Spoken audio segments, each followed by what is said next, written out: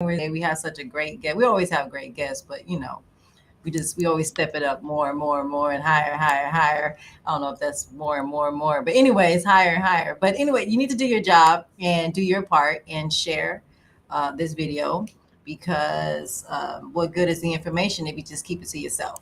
You need to make sure that you share it with your circle of people. You never know who's in your circle that may need to hear these stories.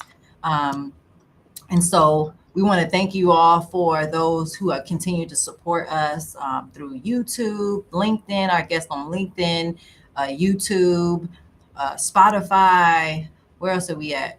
Anywhere, so any social media that's tuned in right now, we want to thank you for your continuing support over the last, I think, 2.5 years. We really appreciate everything that you guys have done. My name is Dr. Sherelle Hobson, and my partner here, Mr. Street. We've been rolling for 2 years, 2.5 years strong, and um, I don't know. We haven't had a show yet that I'm like, man, so rich, so rich. And I know that I'm personally and professionally growing from all our guests that we have had here on the show, and so we want you to do the same. So before we get started with our guests, we want to make sure you're doing your part and sharing. What you got, Bean? Um,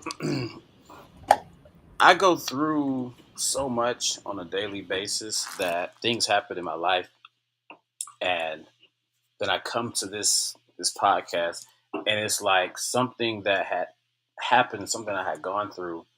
Our guest speaks on it, so I'm waiting for some nuggets that are going to speak to my current situations, circumstances, so on and so forth. And I'm just going to buckle up, make sure I open my one mouth as little as possible, and then keep my two ears open so I can get the goods. And without further ado, we're going to go ahead and bring the goods to the stage.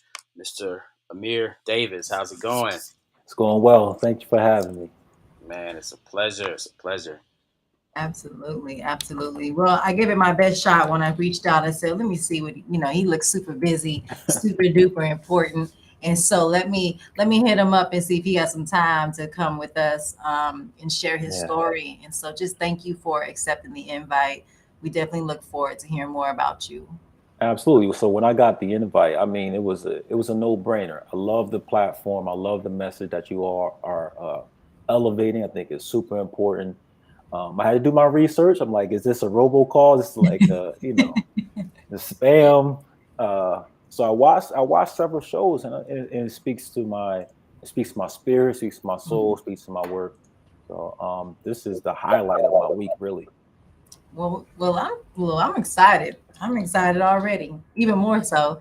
Um, so we're gonna dive right in because we definitely respect people's time. We know that we all have something to do and probably places to go and all kind of ideas and things going on, but we want to maximize our time that we have with you. And so we know that behind every um, glory is a story. And we get to see how we found you. We get to see things that you're doing on social media, and we get to see man, his life just looked like it just was perfect. I want his life. That's what we say when Yeah, we look at these type of things, but we know that there's always more. There's always something behind it, whether it's good, bad, but we always have a reason why we do the things that we're doing. So we yeah. like to start from the very beginning of where you're from, the dynamics of your family, and kind of just take us through that little journey, from the Yeah, very beginning. absolutely. So from New Jersey originally, a family of three sisters. Yes, I do the math. Three sisters, all raised by my single, powerful mother, and a brother that you guys had on last show. His story was very similar to mine. I'm like, man, we all grew up in a single parent home, uh, but we kind of form it. We look at that as an asset, and it's been something that has forged sort of great triumphs. My mother was a revolutionist, and she was an OG in sort of the conscious movement, and she instilled sort of the value of giving back and fighting for equity within your community and integrity, right? And I don't just mean integrity like you're not lying, but I mean integrity like you do the things that you said you would do, or you do the things that you were designed to do. And my mother certainly um, instilled in us kind of submitting to a higher calling, a higher power, and then living that design out in the way that we interact with folks and our careers and the way that we raise our family, the folks that we choose within our circles as spouses, as friends. Um, so a lot of my work, as I'm sort of digging through sort of the origins of this call that I have that has gotten me into a lot of trouble as I'm fighting for equity and fighting for righteousness, as I've been digging through, it's like, where is that? Where is it? Where does it originate? And it really originates from my beautiful, powerful mother, who is still, who has emerged to this day to be one of my best friends, right? Like someone I confide in, and whenever I need that sort of reminder of why I do it, I call Mama. Wow. Wow. And like you said, there's a lot of stories um, of people that grew up in a single home. Now you hear more about a lot of children or people growing up in single home with like fathers, and Yes, back indeed. then it was like the mothers. Somehow the roles changed, Mm.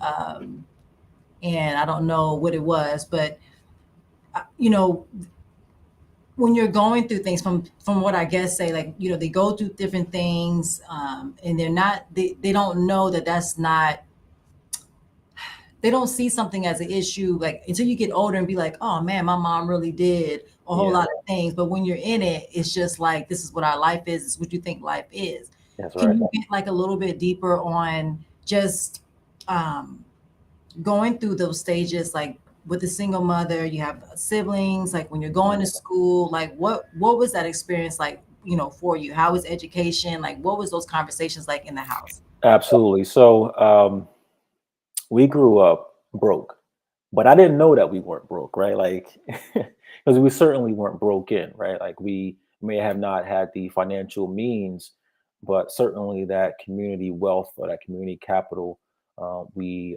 relied in. And for my mother, that was instilling in us the idea that this sort of aspirational capital, that we have high aspirations for ourselves despite our circumstances.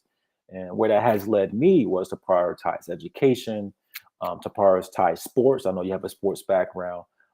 So I'm not only am I tearing it up in the classroom, but I'm tearing it up on the track and on the field and trying to be my best. And for myself, as the only male, right? Like my father had been in jail since I was 3 and came out when I was 24. My uncles in and out of jail, some of them in and out of jail.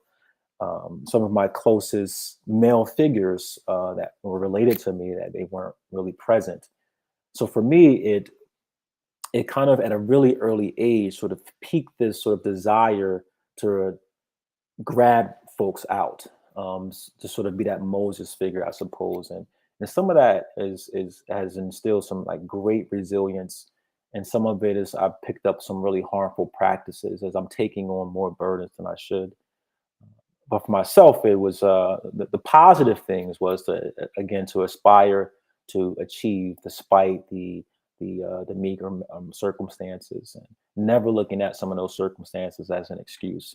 And it's led me to some really elite, I suppose, elite circles, um, and they continue to keep striving. But even as I've navigated those elite circles that are really steeped in Eurocentricity, I've still hold on to my roots as a Black revolutionist, as a person who fights for equity and integrity and righteousness, and as a person who, although as I look to my left and right, I'm the only one who has my identity at the table. I'm still speaking for the folks who have my identity, or ones that are similar to mine, and experiences similar to mine. So yeah, I think again, just man, I've been really lately just journaling and inventorying, um, taking inventory of sort of the things and experiences I've had as a child and how that has led to where I am now. And it's like this unshakable call that I would tell myself to just be silent and just take it. I'm like, I can't. And I was never raised that way. It's not in my blood. I didn't inherit that. My mother and my family structure has has taught me to speak up on the behalf of those who are the most marginalized. Speak up for yourself as well. So I know you were saying that in school, were you active? You were active in track and sports, and what anytime during that, I guess, participating in those sports, did you was there a next goal, like, okay, I want to go to college and do this? Was it like the NFL dream that most of our young black men have, or the Olympics? What was your what was your reason in being, I guess, involved? And I know in my family, my mom was like, you're gonna do something. What you're not gonna do is just stand around here and be on the computer or talking on the phone. So it was run track, play an instrument, or Something. Hmm. something. So I was a track star. That was my thing. Um, but I just noticed on that journey that everyone's why was different.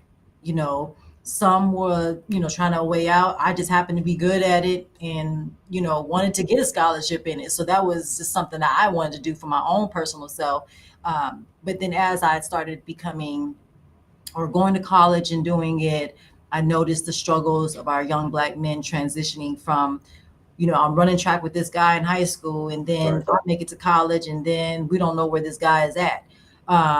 To being in college and seeing that the conversation still didn't change. Now they're in college and they're thinking about the next thing. The next thing doesn't happen, and then what? So I started coaching, and those conversations I would have with the athletes, I just realized that the narrative never changed. It was just Hmm. always like this was the only thing that I have.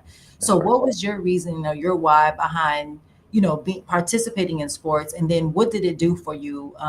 Whether it's positive or negative. And I tell coaches that all the time. I said sports can give someone, it can help them make it or break them. I mean, experience track. I mean, sports can do that as Yeah, well. for We sure. don't, if we're not in it and really understand our true value in it. So, what was sports like for you, and was that a dream for you, or what was it like? Yeah, absolutely. I didn't start playing organized sports until maybe sixth grade. Well, I always play like a little t-ball and soccer, but I didn't get serious about organized sports until sixth grade.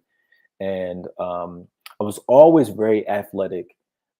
Can run faster than most kids, can jump higher than most kids, was stronger than most children. Uh, but just sort of not having the means and being of a single home where my mom is working late, I wasn't always a part of some of those experiences. And until one day, I told my mom, I said, "Hey, mom, I want to try for the football team." She was like, "Nah, you're going to get hurt," because I was a smaller kid. Um, and then I'm not one to like be disobedient to my mom. I just wasn't. I didn't want to do that. But something told me to go out, and I tried out for the team without her knowing. And I made the team, and that was it. So from that point on, I looked at football as the means, like most, or I see a lot of, I can't say most, but a lot of young black men were looking at those sports as a means to achieve a certain level of social status. But for myself, it was really about getting my family out of our current situation. I had this dream of buying my mom her home on draft night, um, and certainly approach football that way.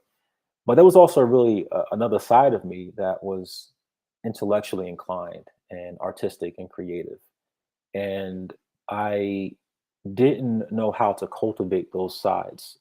I didn't meet folks who looked like me, who came from where who had the abilities on the field that I had, who had this other side that they had someone had cultivated in them as well.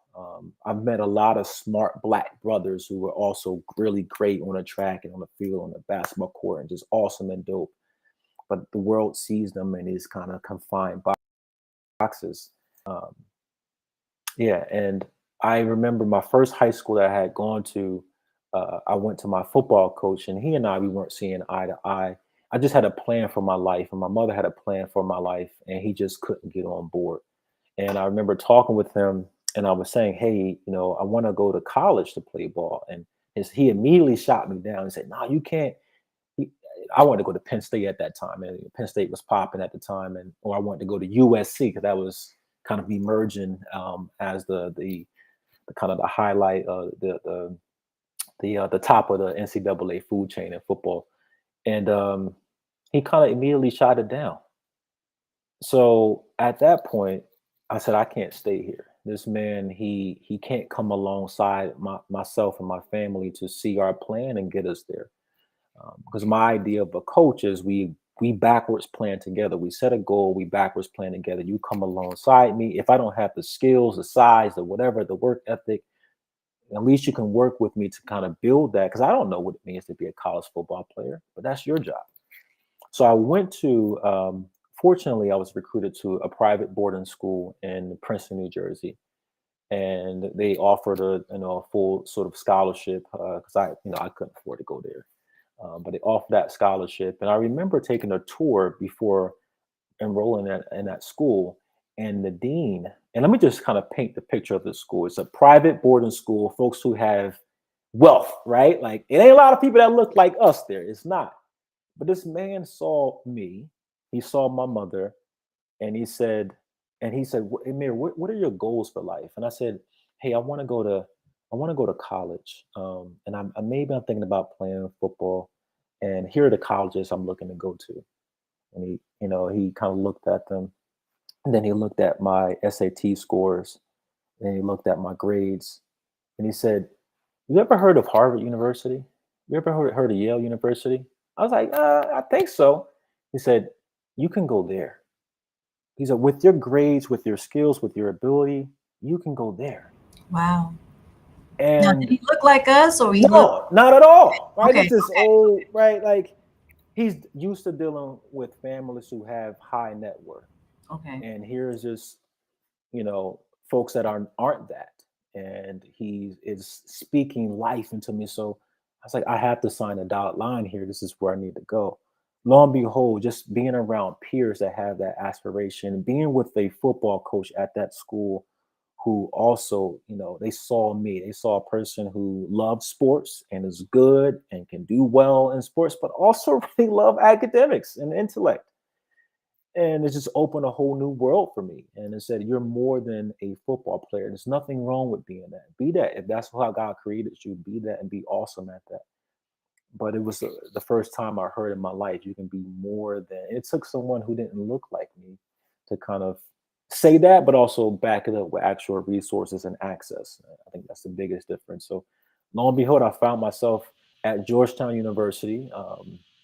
And it was on a longish list of colleges and universities that I was looking to go to, and folks that were looking to recruit me. But I chose, Georgetown because it was situated in, at least at that time, Chocolate City, and I just wanted to be in a city that kind of promoted folks that looked like us, and I had a good time there. But it took sort of a journey of not only seeing sports certainly as a means of elevating my family, but also honoring this other side that God also created inside of me, which is intellect and education and prioritizing sort of the academics as well. And I love that story just because, like I said, I've coached and I've been in athletics my entire life. And, the conversations that I would have with my girls or with the young men, I would have to remind them that you're more than enough. You're more than enough. You're more than enough. You're more than enough. And you have white coaches, black coaches, all kind of coaches that are, you got some that's doing a great job and doing what they're supposed to be doing, more than just blowing a whistle. And then you have some that aren't doing anything at all, right? And so, you talk about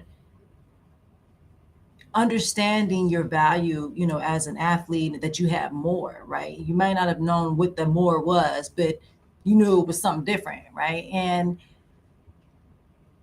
when we talk about, people talk about we God and the spirit and higher, the higher being and the universe and all those things or whatever it is, but it was still sports that they initially, who's to say that if it wasn't no track or there wasn't any football, would these conversations still be happening? But the fact that he can still look at both, right? Because most of the time you get these athletes and it's like, why do you feel you have to choose? Why do you have to choose between being smart and being athletic? You can be both. You can be both. And it was sports that still opened up, that exposed you to, a list of like these schools that you probably would have never heard of, right? Never heard of. Nope. But for him, it probably did something for him because he's used to probably seeing a lot of black students come in there and it's like, your grades are not, and so it probably was alarming to him as well. Like, oh, Mm, wait a minute, this kid is good, but he's yeah. actually pretty really smart, Yeah. Yeah. Um, and so going to a school or hearing these conversations, did you know then like I'm different? Or did you feel like, you know, like what was that like for you? Because you, at that age, a lot of times we're so tunnel vision focused on Yeah. this is the one goal and that's the goal, that's the only goal. And then that's how we, like you said in the beginning, that's how a lot of young black men and women, how they measure success. If Absolutely. you get great, if you don't make it, well then now you failed. And I know that I lost my brother um several, couple, well, I don't know, it's probably been 7 years now, but um I know that that was a struggle for him because his whole life he did athletics, and you never know what people are dealing with internally. Yeah. But you know, when that's when it's become who you are, a part of your identity, some people can't make that shift because they were never Absolutely. exposed to somebody saying, "Hey, you're actually really smart. You Hmm. actually can do more. You're really fast, but you're really smart." Yeah. So, what was that like for you? Did you know, like, man, I'm a little bit different. I shake a little bit different than most because I'm sure that wasn't the case for everybody who was playing, college sports at the time with you. Yeah. I struggle with the idea of being different. Um, I think um, I the way that we were raised, we stood out. Just our aesthetics, right? Like we dressed differently. We brought food for lunch that like folks looking at that like, oh, what's that? The music, Grits. right, right. Or greens, like we grew up vegetarian, so folks like, yeah, Oh what's a yeah. soy dog? What's that? Uh, you know, but yeah, but I struggle with the idea somewhat, and I think sports gave me a way to kind of be normal, so to speak, and do what was expected of someone who looks like me, and I was actually good at it. Um, but I struggled with it, and I don't think I owned the difference and seen it as an asset until I hit my 30s. Mhm. And one of the downsides of being the only one is, if you don't seek out like-minded folks with greater experiences, you start to kind of feel tokenized, and um, a lot of that, and or you become like a mutant of yourself, a mutated version of yourself, because you're not allowing yourself to feel those naturally felt emotions or emote in a certain way because you're afraid how people are going to look at you. But I struggled a lot at Georgetown. I struggled a lot in high school because I was a black athlete who was also good, but also uh, didn't do what the other athletes did. Mhm. And I struggled with that. I struggled to find like-minded folks who are trying to strive and do the things that I was doing. But I would say, as I had gotten older, I started to intentionally seek out those spaces and found those sort of affinity groups and just those really kind of pivotal connections and crucial connections. And those are my greatest friends now, but folks who have those shared experiences, who have similar values and outlooks on life, who understand the value of working together on a team and those experiences that being on a Mhm. team that it can only bring, right? Like that's is super dope. But for me, I play football. That's like the ultimate team sport. Uh, Mhm. uh, but there's also parts of the football culture, particularly in this militaristic style, particularly in this ultra sort of masculinity that can come off as a little bit toxic, Mhm. um, and the way that it sort of polices black bodies, especially, that really butts up against my personal values. And I've Mhm. always sort of questioned and pushed back on that with some of my coaches and sort of our programs to Mhm. ensure that we are honoring who we are as student athletes. And this was 18 years ago, right? This Mhm. was almost 20 years, really almost 20 years ago. Now they have more agency and power, some more agency and power. But for me and my era growing up, um, one of the things I just questioned was sort of the latitude which we were able to move, um, and the agency in sports, right? Like, um, if we decide, yeah. So a lot of injuries that I've sustained and still walk around with now, and those are like sort of the downsides. But there's so Mhm. many more sort of highlights that I can kind of pull from, and so many more habits and disciplines that can only become from those, just like really attacking an athletic goal, Mhm. with all your might, right? That's allowed me to be super disciplined, super conscious of my health. Mhm. Allowed me to have some really lifelong friends, because when you're in the trenches and you know going to, I'm not going to use that term. I was going to say go into battle, but like there are folks that have really go to battle. So I want Mhm. to kind of stop using those tropes as we decide, talking about sports as largely inconsequential. But as you are, as you're competing for a goal, and to see your brothers, I mean, those are indelible experiences for me, and Wow. one that you can't replicate in real life, right? Like you Mhm. can't really replicate those things. Um, how many times do you see a hundred men, 100 people kind of marching to one band, one sound? You don't see that, right, in Mhm. real life. So, um, yeah, I look back on those experiences, and those also are ones that have fortified sort of my principles now. And some of those things, some of those experiences and values, and that I take with me, particularly around discipline and consciousness and health and teamwork and collaboration.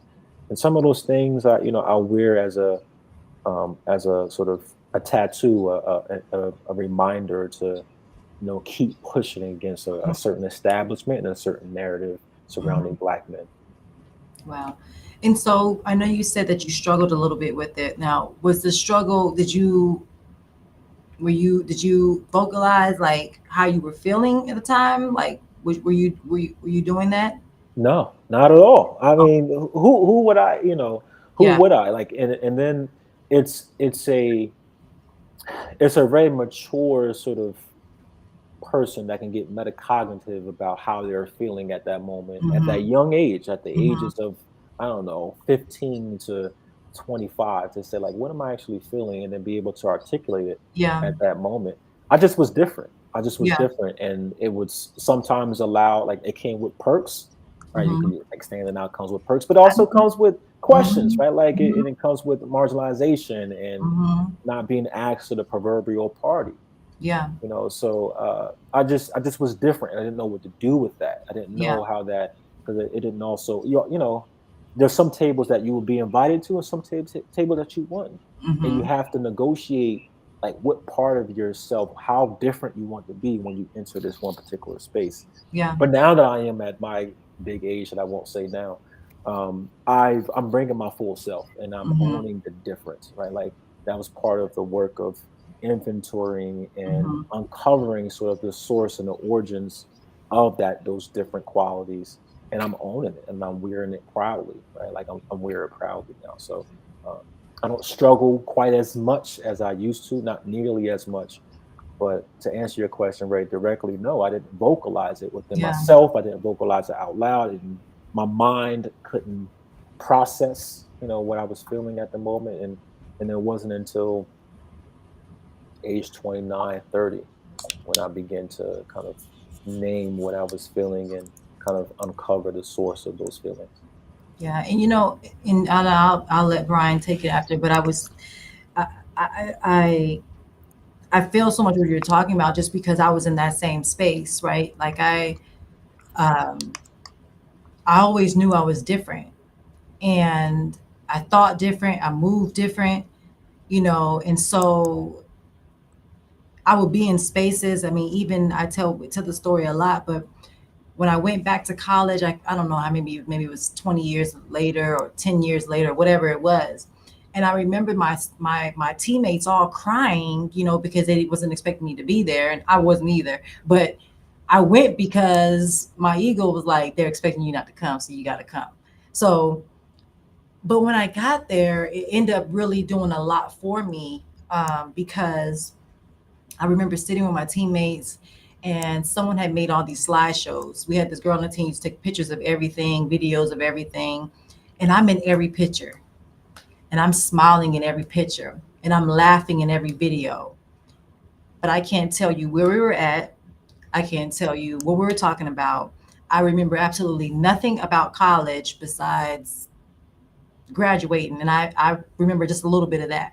And so I was always present but never present. You know what I'm saying? And so because my mind, I would be in these spaces and I'm thinking, okay, like I don't know what y'all talking about. I was always thinking about this next whatever it was, right? And um, so going through that journey, I really started realizing when I went to that reunion, man, I wonder how many things in life that I have, I wouldn't say missed out on, but I guess to some point, like I have no memory of anything, you know.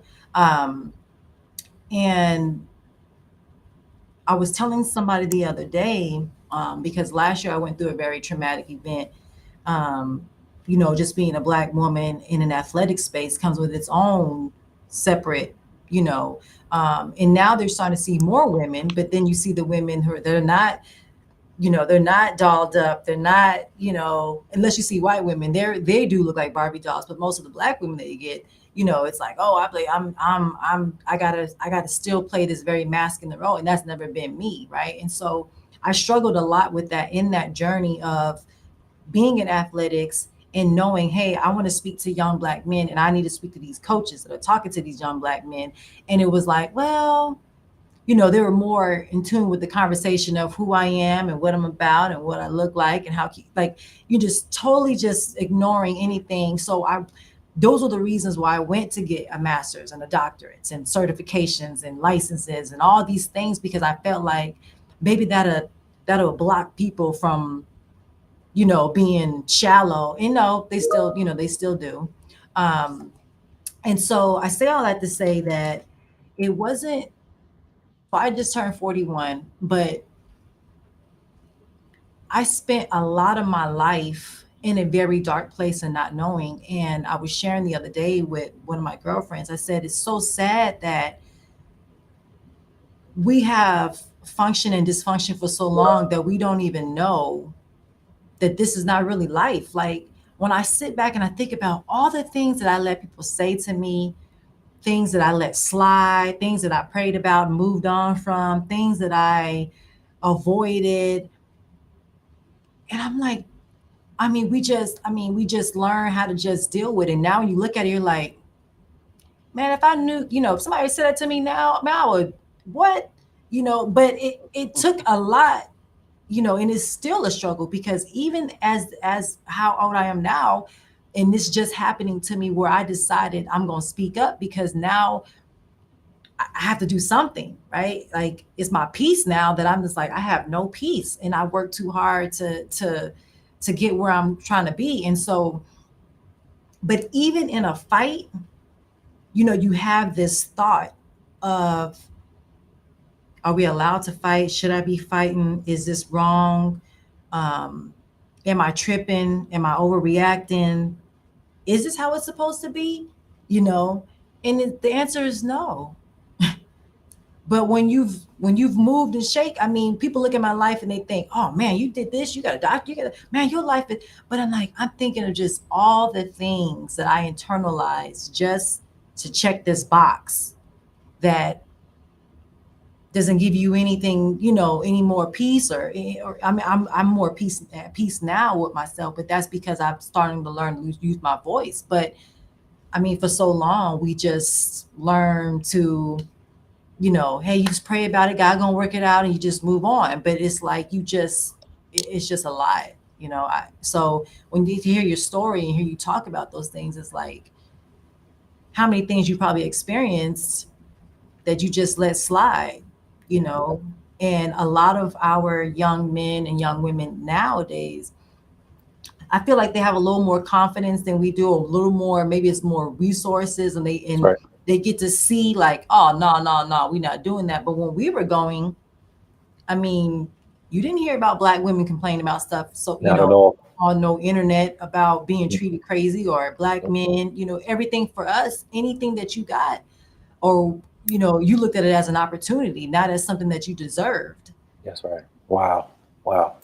you Mm. know and it's just very it's a lot. And It's a so lot. I Mhm. to hear your story about just you knowing like, no, there's something that's not right, but you made it. There's a lot of people that can't get past that. That's We absolutely right. have the suicide, and we have the depression, and we have the stress. I was talking to my friend yesterday, and she said that one of her friends just had a stroke or a heart attack, and he's 43. Oh my goodness.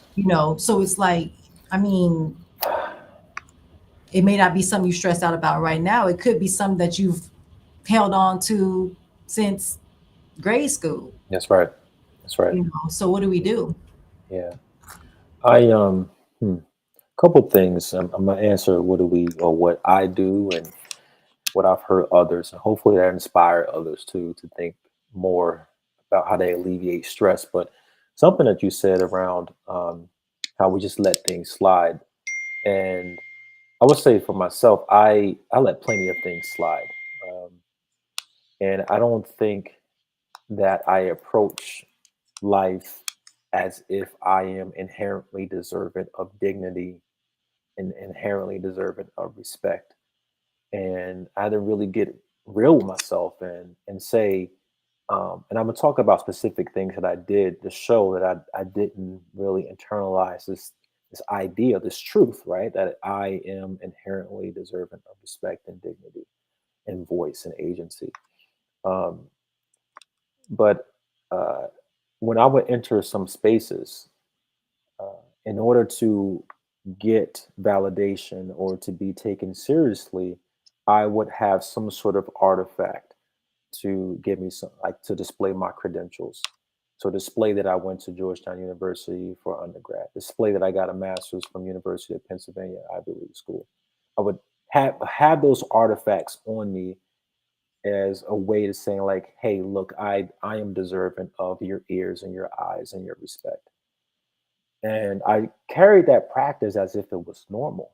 And it wasn't until I had to stop, think about like, why did you carry that water bottle and point the logo out? Like that's like these silly sort of practices that we do in order to get garner the respect and the ears and the eyes of the folks that are around us. And I stopped doing those things now. Like I don't care about those things now, and I'm me, right? Like, and uh, the first sort of step to getting and earning respect is like you have to respect and honor yourself. Um, so I don't show up with those artifacts anymore, and I showing my tattoos. I show up showing my piercings and my locks, right? And I do it, Brian. I would listen. I would cut it all off and be like you, but No, you this wouldn't. is. Okay. All right. You better I be mean, it's careful. easier, Better right? You I not. wake know, up, right? you Let me wake not up in say the that. morning with Let me no not say hair. that. But I wear this. I wear my hair like this. It's a statement. It's a reclaiming of my dignity, right? And it's telling folks like, here's what I am. Um, I am fiercely black, and I'm fiercely smart, and you will respect me. Um, the other things that I've really been pushing others to think about, right? Like particularly folks who are in charge of cultivating the space for Black people, Black women, Black men, and anybody, folks who, whatever you identify as you're cultivating, and you're in charge of stewarding those spaces. Do not lead Black people if you subscribe to any white supremacist ideologies. And I've encountered too many folks who look like us, who are in charge of cultivating this space for Black children. I'm a K-12 educator by trade, or for Black adults, and yet they aren't doing the dirty but necessary work to uncover their own biases. When you see that Black woman, do you see intellect? Do you see that she is inherently great? Do you see that she is inherently excellent? Do you see that comes from a long line of scholarship? Or do you see the sad, like whatever, like, but you have to cultivate that, and whatever you like, you have to push yourself to see, like, to be truthful with yourself around what you see when you look at that Black woman with kinky curly hair. And if you hold any racist ideologies, even though you are a black person or you have some of those shared experiences, then you don't need to be at the seat. Right. So for myself, like what I do for a living is I work with executive leaders to really ensure that we are operationalizing equity in like a true way. And not only operationalizing equity and living it out in our values and how we treat people, how we develop people and the policies that we have, but also the expectations that we have for ourselves. I can say that in my as a teacher, as a principal, as a district administrator, I have enacted and perpetuated um, some racist ideologies, and some of those are was subconscious, right? Like it was things that I emulated, but I had to do the dirty and necessary work, and it's hard to admit that to yourself. Like asking yourself, "Am I opening this door? Am I like what barriers am I placing for folks? What ideologies do I subscribe to subconsciously, and how are they impacting the folks that I'm leading or serving?" Uh, yeah, I'm a huge proponent of creating those spaces where folks don't have to lead with doctor this in order to feel validated. They don't have to lead with, hey, I went to Howard University in order to feel that validated. They don't have to lead to say I went to Grambling or Southern University. They don't have to lead with those things in order to feel accepted and validated. They can just say, hey, my name is Emir. Hey, my name is Brian. Hey, my name is Sharrell. And here I am. That And just be enough. that's enough. That's it. Hmm. Wow. Man, so I've been over here, just taking notes, soaking in, taking notes, and I'm gonna rewind us a little bit. So you made reference earlier to how, like, coming up, I mean, it was just us, we was who we saw, and when we were who we saw, we only saw a certain something in one another. So when it comes to athletics, as you mentioned, you snuck to try out for the football team. Moms didn't even know, but whenever you realize, I'm decent over here. When you realize that other people started to realize that, and so often in our community, when they see that talent, they focus in on that. Yeah, he may be good in the classroom, but we got to get him on that football field. He may need a new book. We're going to get him those cleats. Like, they start focusing in on that. And you can be that dualistic individual. You can go out there and kill it on the field and still kill it in the classroom too. I was the same way. I didn't make it to, a D1 level or anything, but I was a starter on the football team and I was pretty decent. But at the same time, I was killing it in the classroom. I called myself the nerdy jock because the teachers loved me because I had some of the best grades and I was one of our standout athletes. And at the same time, I was always that person that cared about other individuals and helped, uplift individuals. But oftentimes when we're so focused in on going down one specific track, we neglect the possibilities that the other track can bring us. And that takes me to when I went to my get my master's degree. I had some ups and downs, and probably heard some of it on previous episodes. Some ups and downs when it came to my undergraduate degrees. Lack of focus, wanting to continue to be a student athlete instead of just a student, spending all the time in the rec center, grades dropping. So that happened. But when I got into my master's program, it was people that didn't look like me that put me on game. Didn't look like me that saw you can be such a force in this area. I'm going to talk to such and such for you. I'm going to put you with this group so that these people see you. So I'm working on a master's degree, and it was a man and a woman that don't look like me that helped me land not only a speaking opportunity with top level professors, administrators, director of the program, the dean of our program, eventually the president of university, eventually the mayor of the city, and eventually delivering a business plan to the governor of the state. And it took someone that doesn't look like me. And at a certain degree, we can't fault our people because that's all that they know as a track record, at least, to be that meal ticket out, to be that way to get away. But as you said, when the gentleman mention your grades and the probability of you being able to attend these Ivy League schools, most of the time our parents don't even know what an Ivy League school is. They've never been exposed to it. So we can't fault them to a certain degree. But what we can do is be the individual that says, you know what? And this is something I had to pour into a young man that was working on his bachelor's when I was working on my master's, is when we're invited to their table, when they're humble enough to invite us to their table, grab a couple planks of wood, grab a couple screws, take a couple of nails from that table, and let's bring them back and construct that table in our community. But we can't do it by ourselves. So the whole crab in the barrel mentality, got to get rid of it. And, just to speak to some of the things that you mentioned here a few minutes ago, as far as getting to where you felt like it was okay to be you genuinely as you. Because like society over time, and we're so many years from legal segregation, but still it happens every single day. And when we live in segregated you know clusters, so to say, it's hard for us to see possibilities in other places. So at the same time, it's hard for us to see that that person over there at Harvard that now has this job at this Fortune 500 company, that can be us. But sometimes it takes one of them to say that person is no better. Actually, you're better than that person. Your grades are better than that person. But nobody has ever seen that in you. All they saw, man, he can catch that football. Man, Yeah, can he yeah, like that? And that's the thing. So it comes to a point where we get that validation from others, and then slowly but surely we realize, you know what? I am that guy. I am that chick. You know what?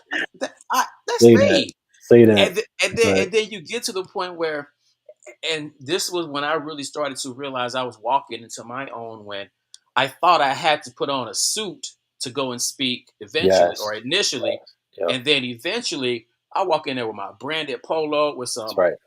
literally right here, these bright green pants.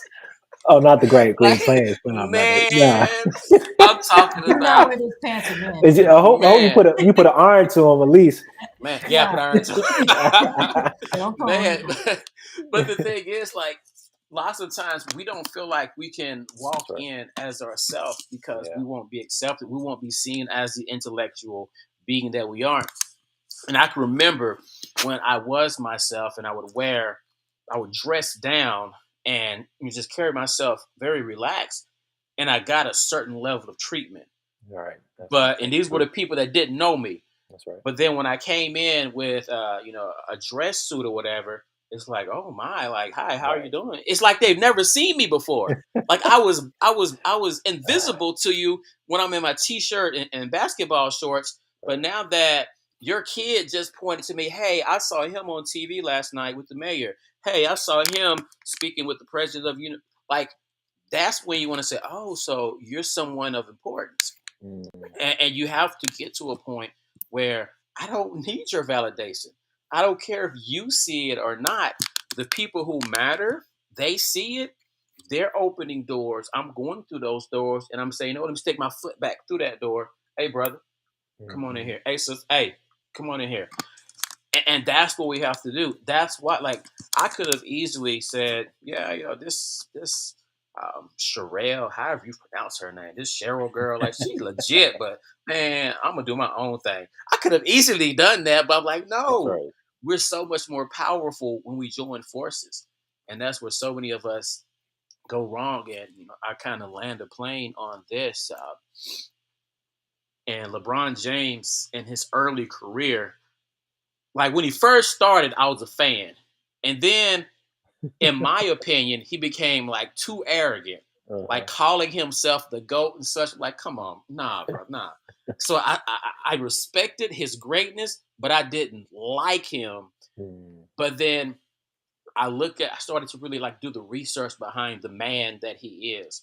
The fact that he's been with the same woman that's right. for so long, the fact that he Hmm. doesn't have all these controversies that follow Yeah. so many athletes, the Mm, fact that he went out and developed this school, the fact that he speaks on things that will get most people ostracized. Absolutely. And just the fact that he walks into rooms with his chest out, unapologetic. I'm like, we need more men like that. Absolutely. And it's one of the things that so many are afraid to do is be courageous enough to believe that you belong, instead of Mm, being cowardice and accepting status quo based off of who placed you where. No, we have to right. walk into every single room with a certain level of self-confidence and competence. So That's like, right. they say it is who you know that gets you to the table, but then you got to have the competence when you get to Right. that table to stay at the table. So know your craft. When Mhm. someone questions you, don't cower down. I was sitting at a get together with these neurosurgeons, all these different high level medical field professionals, because of there were some coworkers of my wife at the time, and we're sitting there having conversations around various different topics, and I'm the sole social worker there, without this top degree in the medical field. And you could see a couple of them like having little condescending nudges here and there towards my field. But then when I started to speak to the things that I was doing, when I started to speak to the individuals who I partnered with, like I started to get more and more respect. But I went to that table without any type of intimidation. I don't care what your title is. Your space is the area that you have competence in, but you can't walk in my lane. You can't go into this juvenile detention center and have the worst acting kid in there finally sit back and give you respect by the time you walk out. You have to be competent in your space. And then when you find a Sherelle Hobson that's killing it in her space, you know what? You killing it right there. I'm killing it right here. If we link up, man, nobody can stop us. But then we bring an Amir Davis on. We bring all these guests on. Like, you know what? We could put together a powerhouse. But it's all about the communication, the cooperation, the collaboration, and really just that desire to see that next generation not have to go through the same footsteps that we had to go through, to make that path a little bit easier, to fortify them with the skills necessary to continue to push when they're being pushed against. But they don't have to start at the same place that we started. We hand that baton off a little bit further along the track. And I see that in you. And a part of that, I feel is a piece of who I am. And when you start walking in your liking like that, you start getting leadership positions thrown at you. You don't ask for them. You don't nominate yourself, but it's like, hey, we want you to be the president of this. Can you be my mentor? Like that's my ment. That's my, like people calling me their mentor. Like I'm your mentor. I had no idea, but when you walk and live your life a certain way, it just happens by default. And I see that in you, and I praise that because we need more of us, because there's not enough of us. There are too many of us that want to follow. We see and it's not to knock their profession. We see the Lil Nas X or the XXX top. Like we see these Yeah. artists, and it's like, okay, I want to be that. No, be you, but Be be the you. absolute best version That's of right. you. And that's the piece of the puzzle that the world was missing out on. But you go out and try to be somebody else, it's complete Mm, incomplete. So mhm. yeah, man, like you doing the dang thing, man, and I'm loving it. Listen, I'm standing on the shoulders of many, many giants that hold me up. And that's what it takes. Absolutely. And just to kind of go, I know you were speaking on a couple of things, but um, we talk it about we speak on like the the struggles of trying to fit in and trying to figure out who we are and our gaining our demanding our respect and knowing our value. But for so long, so many of us have adopted this marginalized mindset that even when we make it, because I was excited about, I mean, I was like, man, I can go to HBCU, I can work with Black students. And then it's like you get there and it's like, but then I think about the trauma I just had came from Black people, Black men, the trauma that I dealt with being in a Black school, Black people. Now the dark skinned women don't like the light skinned women, and the deltas don't like the AKAs, and then you still find yourself like, why am I still feeling like I'm having to move and shake in my own? That's something that's supposed to be my own space. Yeah. But because we have adopted this marginalized mindset of like, I got here, and so you can't come here, because if you come here, then now it's this competition. So how did we get there, and what do we do? Like, what now? Yeah. I think that's the beauty of this journey is trying to figure out and reclaim and restore sort of where we've come from. And some of those isms that you kind of described, some of it, while we are responsible for living them out, we certainly aren't the source of that. We design those things.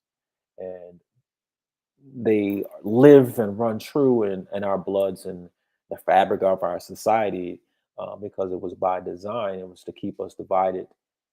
But I think having more conversations like this and inviting folks, um, regardless of where they are, right? Like we have to want to recognize that being Black is not a monolithic experience, and wherever folks are on the spectrum, we are inviting them to this conversation.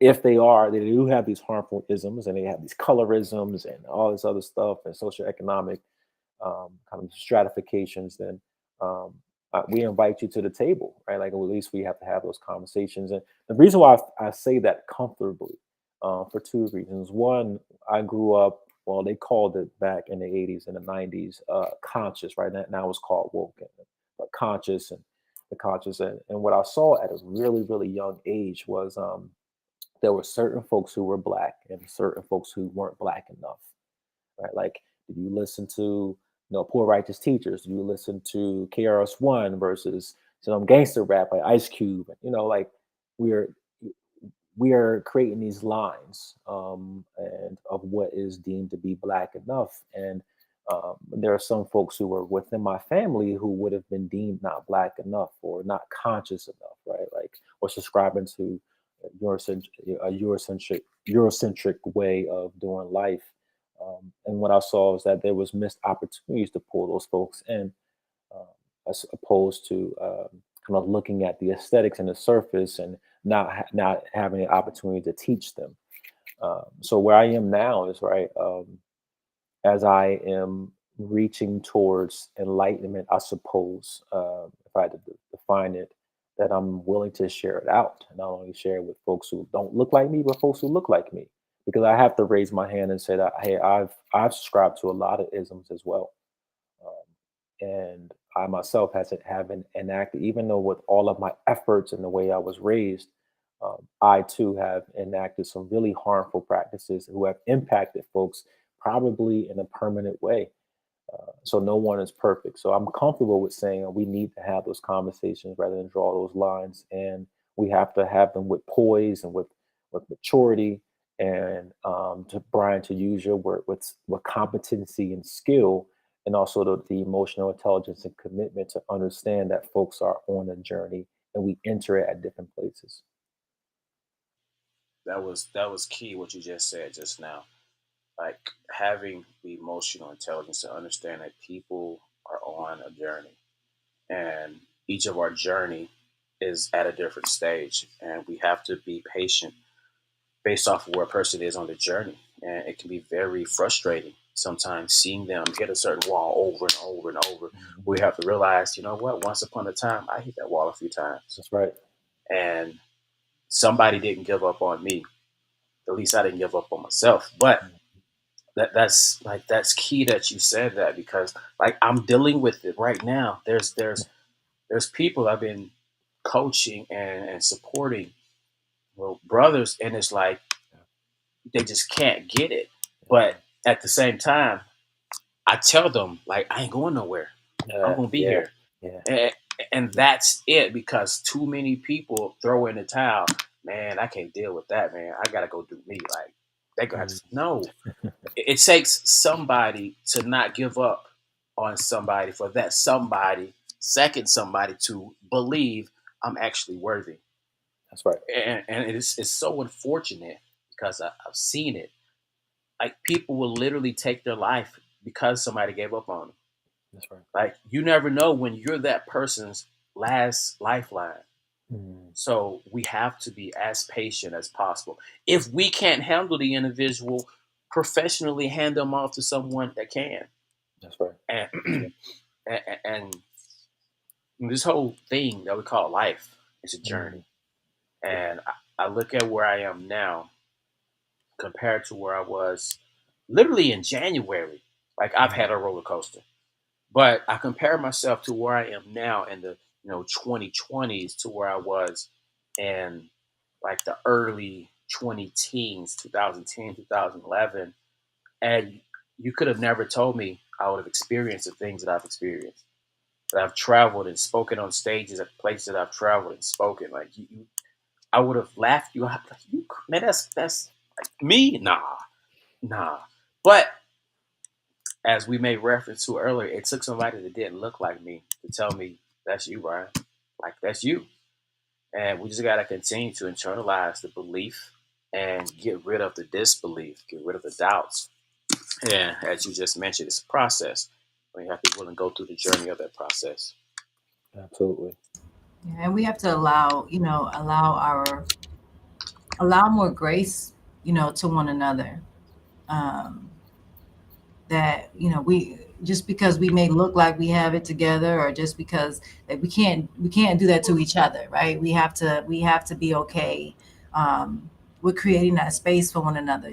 Black women have to do a better job at creating that space for our black men.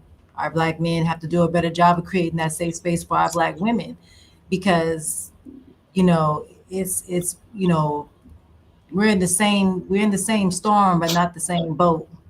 you know and so some can handle it, some can't, and we have to be okay with that, well, whatever that space looks like for that person. um and we have to get away from the assumptions, we have to get away from you know whatever it is. And like you said, it starts with us, like sitting there and knowing your own value. I'm not worrying about your grind. I want you to go higher. I tell people all the time that work for me, I want you to grow, because if you growing, I'm growing. I'm not worried about you out. You ain't gonna out hustle me because I work. You know what I'm saying? So I never have to worry about that. But it's just something that we really need to start doing, because we definitely don't do that a lot. We don't do that enough. And that's going to help us to be able to be more comfortable and really know our value and get to the places that we need to, because we're strong people, and we're very intelligent. And I always say, behind every successful business, there's a black person in there, black man or a black woman, Hmm. who's writing all the scripts and the logistics and the everything. We They just give it to somebody else. They put their name on and they present it because they're the face. But we can have that same thing if we just learn to create that safe space for one another. I know my strengths, you know yours. I can say what my weaknesses are, and you can own up to yours. And that's how we make it. That's how we get to where we need to be. But until we do that, we're going to always have to fight each other, and we shouldn't have to do that, um, because it's enough of us. And to have you're a prime example of, what if I didn't reach out? What if you would have said no? You know, Yeah. Yeah. then That's the it. people don't get the information. A missed conversation. Then maybe I'll be sparing people from here listening to me. So, they. No, I think this conversation is dope, and I'm never. I saw the topic, um, and I saw the work that you all are doing, the legacy that you all are laying down, and I got to get down. These my people. They like-minded folk, and they doing it. And what I love is that it's y'all. It's y'all. Yeah, it's no pretense. It's no facade. Like, this is you all, and it's powerful. So I want to see it grow.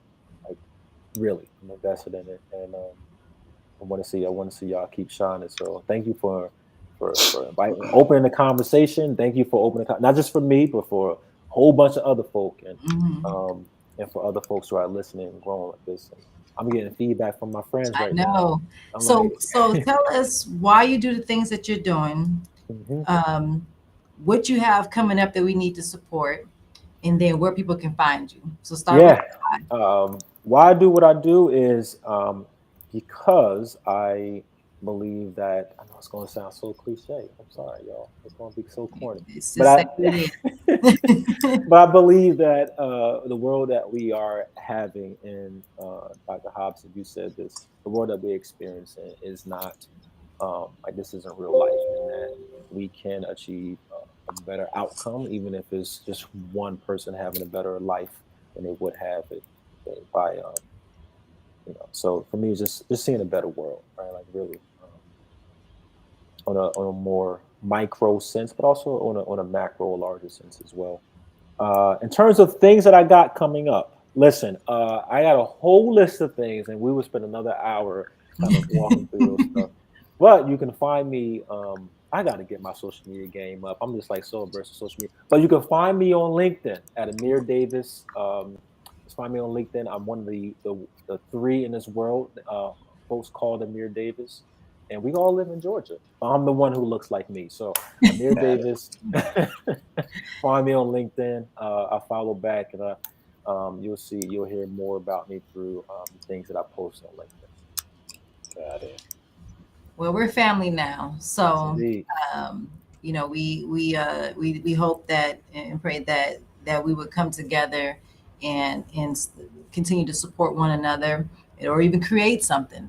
And so we're just excited, and that's what the Black Podcast is about. That's why we do the things that we're doing.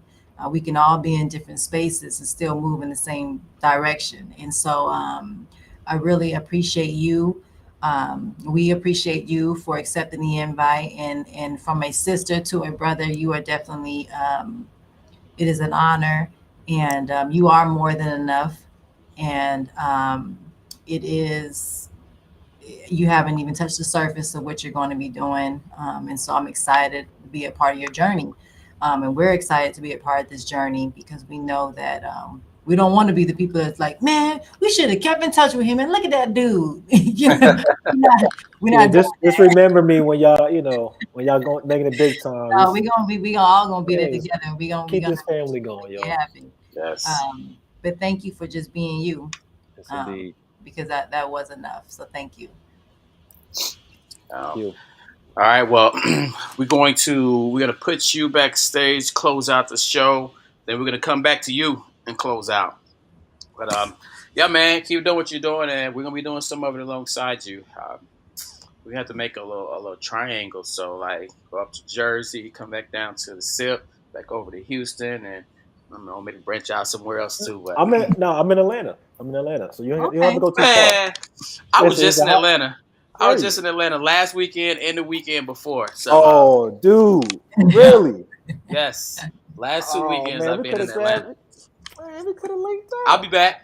I'll All be right, well, back. come on back, brother. I have an event out there on the weekend of the 6th, maybe I think.